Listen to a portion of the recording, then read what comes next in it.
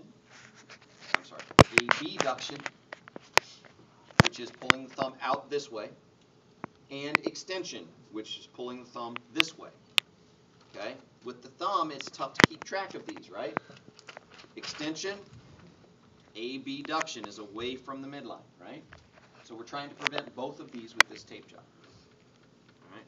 So in order to do that, what we're going to do is we're going to end up coming up and across the thumb, and we're going to end up trying to pull it in this direction. Okay? So with this tape job, unlike any other tape job that we do, or more importantly than with any other tape job we do, the key with this tape job is where we pull when we lay the tape on. Okay? Because the pattern is going to come up and across, and we're going to pull down and in. Pull down and in. Then when we get to here, the tape's going to come back this way, but we don't want to pull it this way, right? So we're laying that tape down. Get back to here. Then we're going to put a second strip that comes up, pulling down and in, and then laying on. Okay? We're going to end up with the X's like the herringbone that we learned, going up the thumb. It takes 2 or 3 strips. Big keys, we don't want the tape to go above this knuckle. Okay? Do not go above this knuckle. Second, we have to make sure the position of the hand is correct when we're taping. If we tape them in this position, then that tape is simply going to pull them into extension. Their thumb's going to sit like this. We don't want that. We have to pull that thumb into this position. All right? So, to do this tape job, we start hand in a claw, thumb bent down and in. Okay? Pre-wrap around the wrist,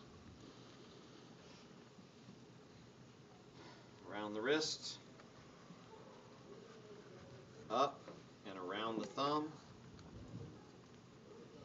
back down around the wrist. Okay?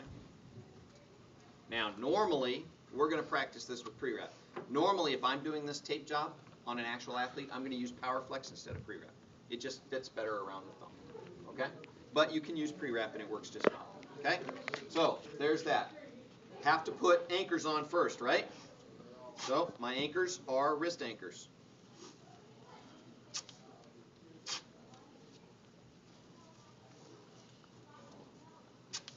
Okay? So I have an anchor for the tape. Then I'm going to use split tape for my thumb spikas. Okay?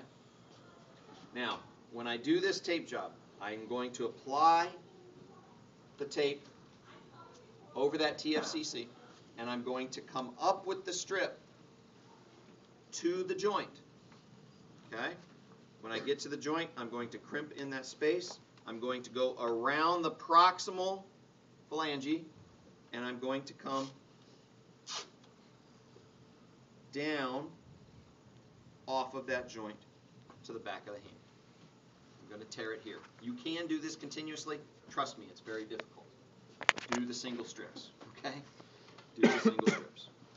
Then I'm going to put a second one on, and the second one is going to go half a pattern higher.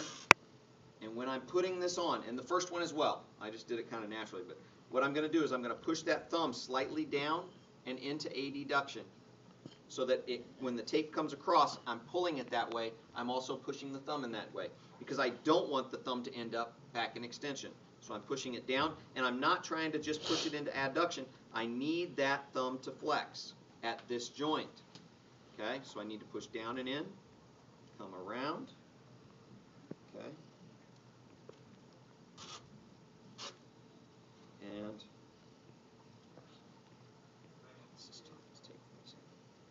down and in, and across the back of the hand. I need at least 2, sometimes 3, depending on the size of the thumb. Notice that I haven't stopped any motion at the interphalangeal joint. There's no crossing that interphalangeal joint.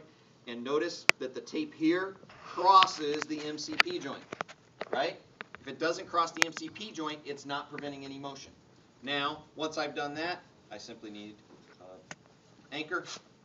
Put the anchor on. And that tape job is done. Okay?